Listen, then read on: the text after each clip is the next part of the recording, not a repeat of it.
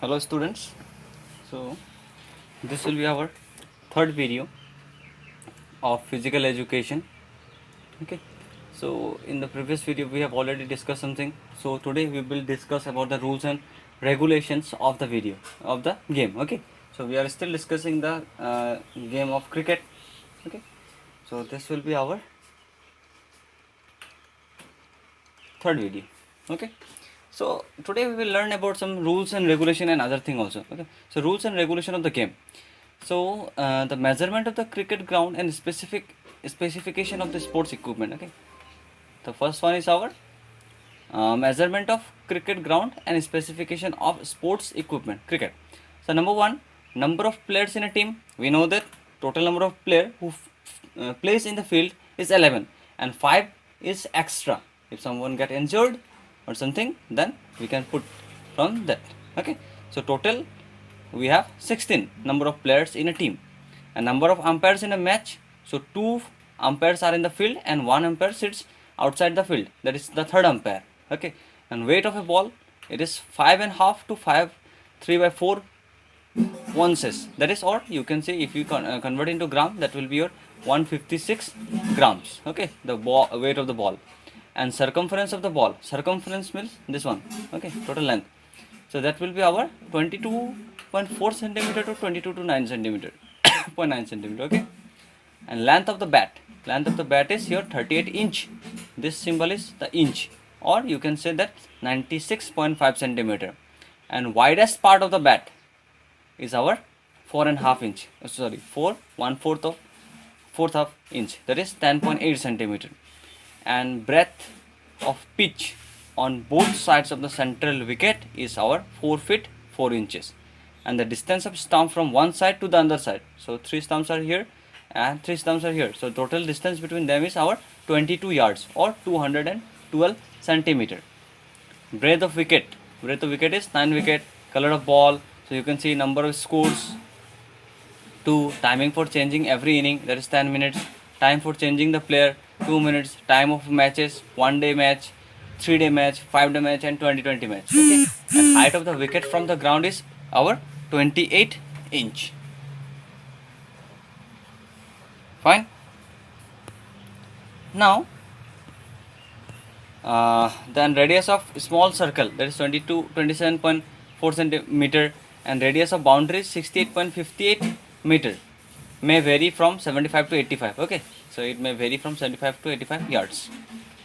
Now after knowing the measurements, now we will move to the pitch. Okay, so what is pitch? The pitch where the bowler runs, or not the bowler runs, it is the pitch is the distance between the wicket, this wicket where the batsman is there, at 3 wickets where the bowler or the runner is there. This distance is the pitch. Total distance or total area is the pitch. Okay, so what is pitch? The pitch is actually a 22 yard long between the wickets and is 10 feet 3 meter wide. It is a flat surface and it has a very short grass that tends to be worn away as the game progresses. And the condition of the pitch has a significant bearing on the match, and the team tactics are always determined with the state of the pitch. Okay, so if someone first before tossing, so both the team captains first see the pitch. They have the complete information about the pitch. By knowing the pitch, then only they can decide whether bowling first taking the bowling position or your batting position will be good enough or not. Okay. Now wicket or stumps. So each wicket consists of 3 wooden stumps. We know this, placed on a straight line and surmounted by the 2 wooden cross pieces called the bails. So we have 3 stumps and 2 bails. Okay. And the wicket including the bail is 28.5 inches, the height, and the combined width of the 3 stumps is 9 inches. So this will be the total 9 inch. So first stump will be here, second stump will be here, and third stump will be here. So combined distance is our 9 inches. Fine. Next the bails, the wooden sticks which we put over the your wicket. Okay, or the stumps. So the bail should be placed on the stump on each side. and the bail should be 11.1 centimeter long, and when placed on the wicket it should not raise more than 1.3 centimeter above them. Okay, so these are the basic things. Then we have creases. The four lines known as the creases are painted onto the pitch around the wicket area to define the batsman's safety territory and to determine the limit of the bowler's approach, and these are called the popping or batting crease or the bowling crease. Okay, two creases. So we have got the two creases, and how and the stumps are placed in line on the bowling crease, and so there must be a 22 yards apart. Okay, and the bowling crease is 8 feet 8 inches long, with the middle stump placed or fixed exactly at the center, and the popping crease has the same length and is parallel to the bowling crease and is 4 centimeter in front of the wicket, and the return creases, okay, are perpendicular to each other, and they are adjoined to the end of the popping crease and are drawn through the end of the bowling crease to a length of at least 8 feet. And when bowling the ball, the bowler's back foot, okay, in his delivery strides must land within the two return crease, while his front must land on or behind the popping crease. So you can see this is here, one stump is there and three stump. So there is one line here and another line is here.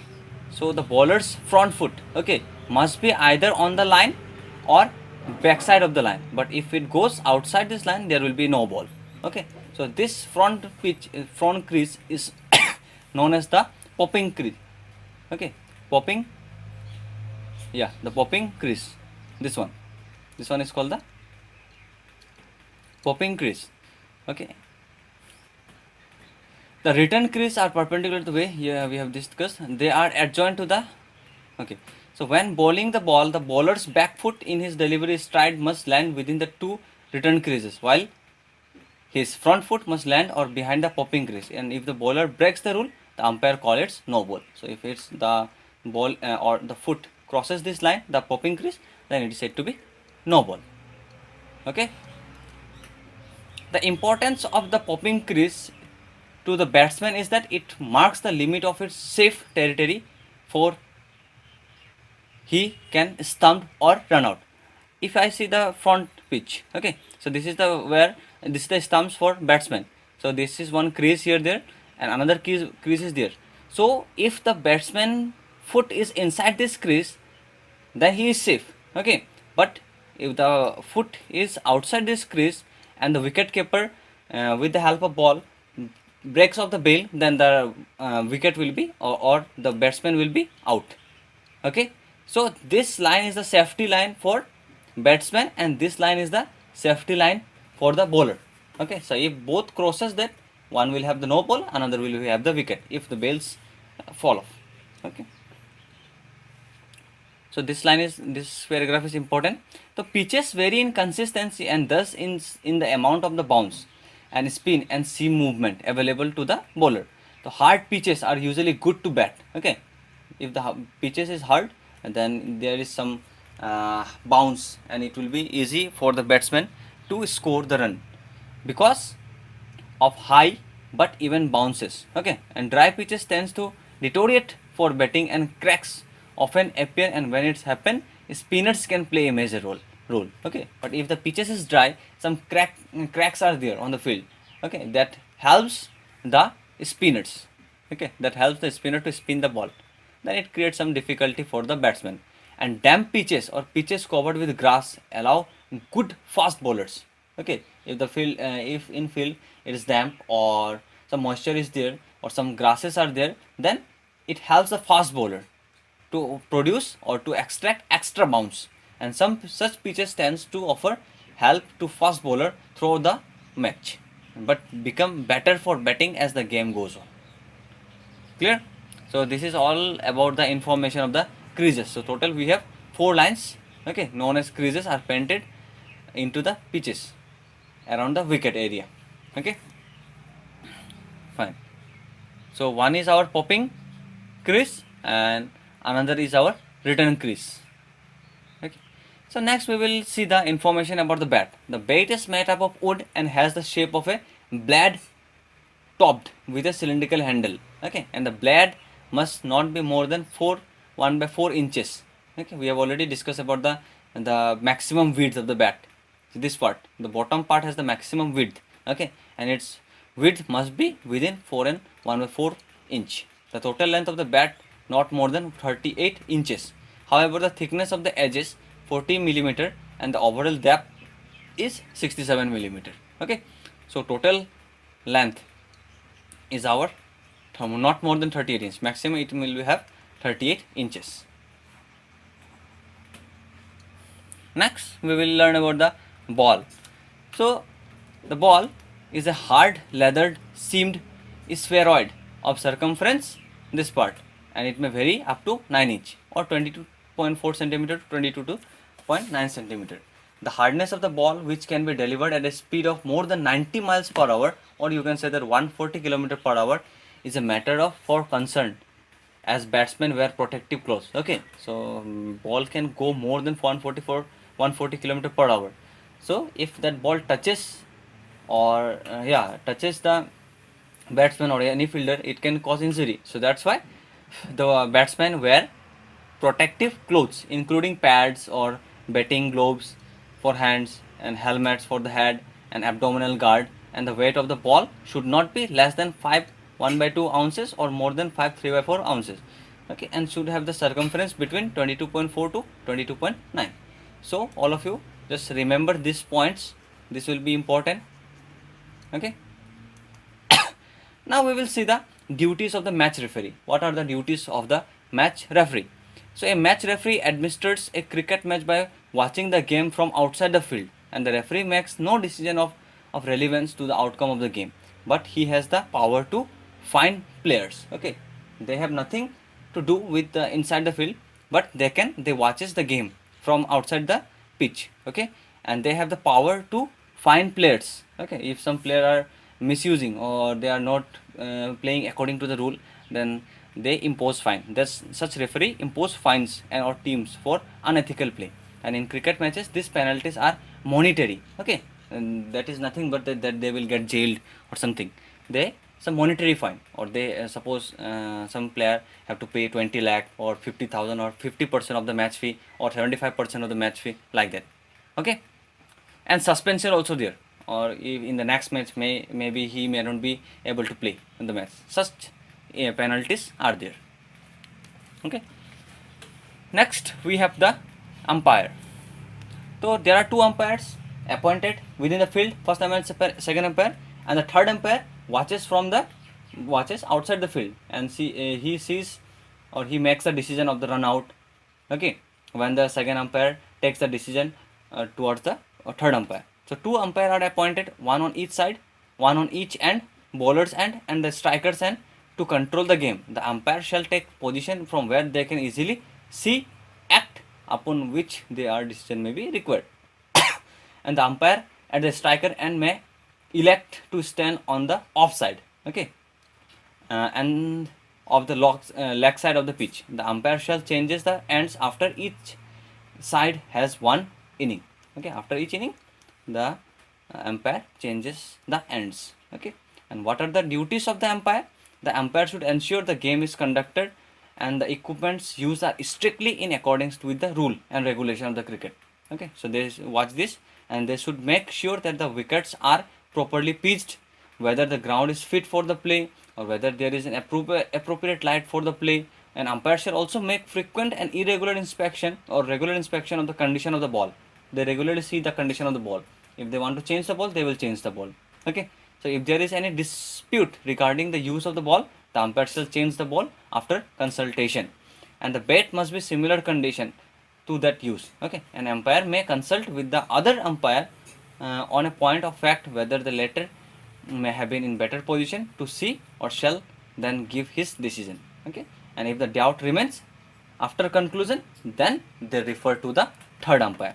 Then the decision shall be given in favor of the batsman. All disputes shall be determined by the umpires, and the umpire decision is final, and there will be no changes after the decision have been taken. Okay, these are the umpires which are on the field. Now what are the duties of the third umpire which is not in the field? Okay, So the third umpire is also known as the off-field umpire because he is not present in the field. Okay, when the on-field umpires are unsure, then they goes towards the third umpire. So with the help of the cameras, okay, and some new technologies have came with the help of that, and he gives the correct decision. Okay, the third umpire sets off the field, which is a television replay monitor, and the field umpire can be uses discretion to refer a close decision to the third umpire to refer the dismissal of a batsman or catches or boundaries via wireless set or signal light system.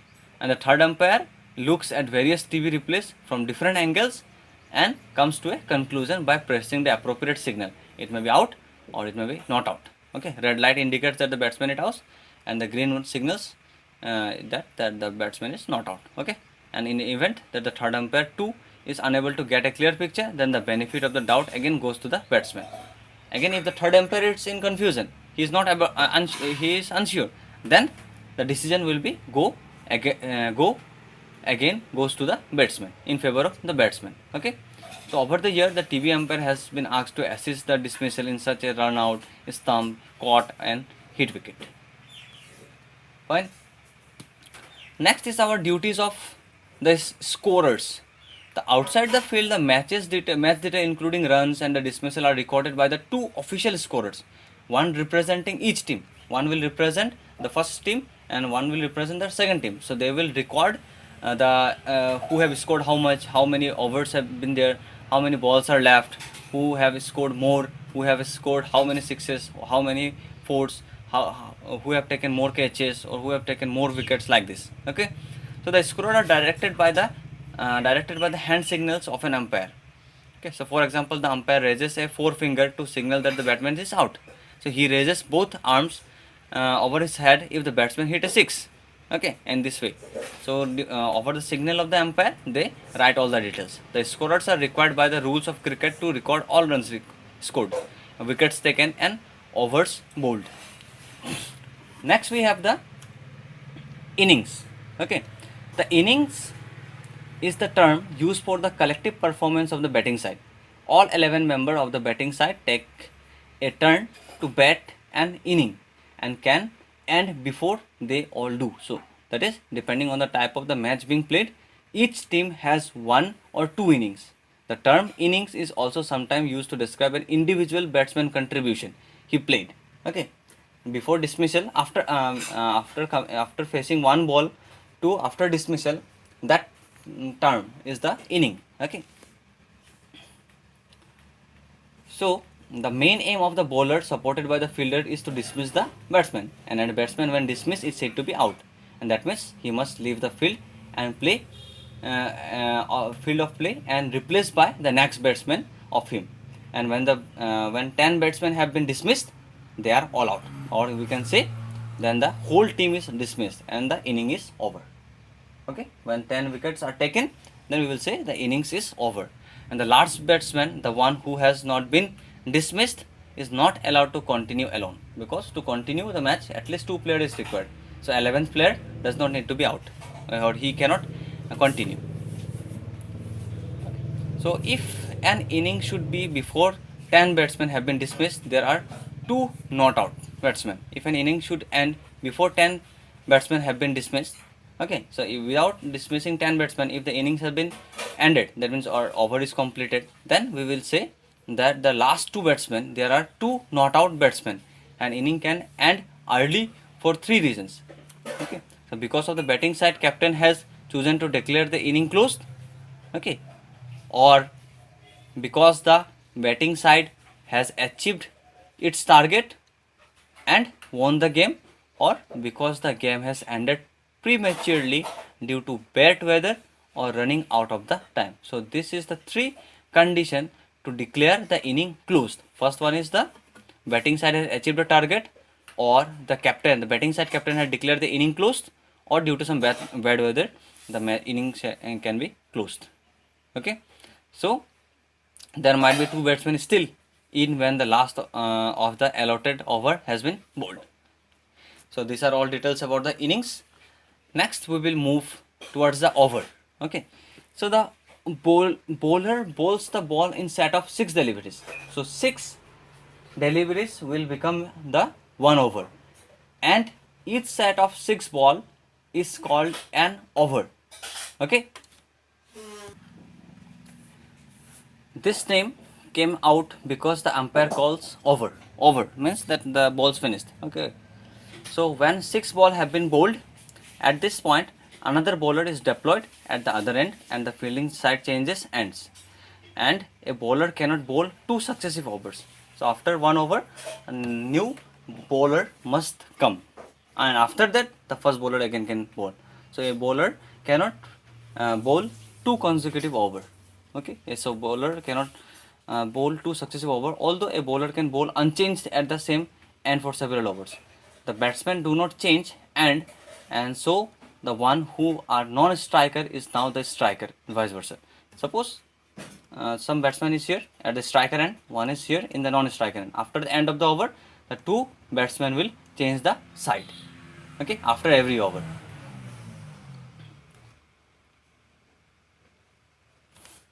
Fine.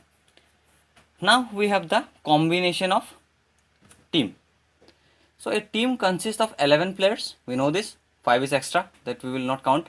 So depending on his or her primary skill, a player may be classified as specialist batsman or specialist bowler. A well-balanced team usually has 5 or 6 specialist batsmen and 4 or 5 specialist bowler. Okay, and teams nearly always include a specialist wicket keeper because of the importance of the fielding position. Okay, so one specialist wicket keeper must be also there. Fine. So each team is headed by a captain who is responsible for making tactical decisions such as determining the batting order, who will come first, who will bowl now. Okay, so and the placement of fielders and the rotation of the bowlers. A player who excels in both batting and bowling is known as the all-rounder. Who have a batsman or any your team member who is a player, generally a player who has excellence in both batting as well as in fielding is known as our all-rounder, and one who excels as a batsman and a wicket keeper is known as wicket keeper batsman. Okay, sometimes regarded as a type of all-rounder. The true all-rounder are rare as most players focus on either batting or bowling. Okay, next we have our substitutes. Now the number of the named substitutes has been increased to 6. Earlier it was used to be 4. Now the substitute has been 6. So after that we have the types of matches. Okay, so generally we have 3 types of matches, that is your test match, one day match and T20 match or 2020 match. So test match, so this are played between 2 teams which are usually in a group of matches called a series, and these matches last up to 5 days, and test match are played in a white uniform dress. Okay, so we know this. And the one day match, it is known as your ODI match. Okay, so this match are played with a bowling limit of 50 overs. Okay, ODI is played with a bowling limit of 50 overs and are finished within 1 day, and the teams wear their unique multicolored uniforms, and each team plays 1 inning only and faces a limited number of overs, usually a maximum of 50 bowlers, 6 balls per over.